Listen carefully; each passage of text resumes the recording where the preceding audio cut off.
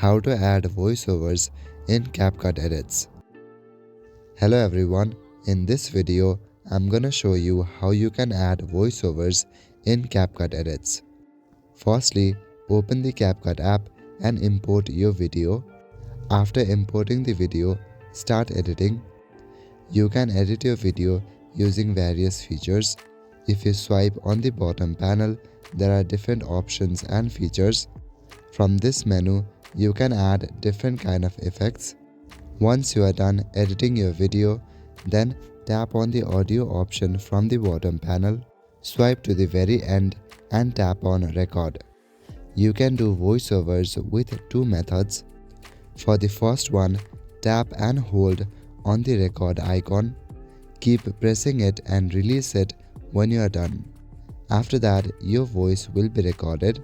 If you want to try again, then click on delete. Now the other way is to simply tap the record icon. Once you tap on it, then a 3, 2, 1 countdown will start. After that, your voice will be recorded. To stop the recording, simply tap on the record icon. If you want to add some effects on your audio, then click on audio effects. Now select any type of effect that you'd like to apply.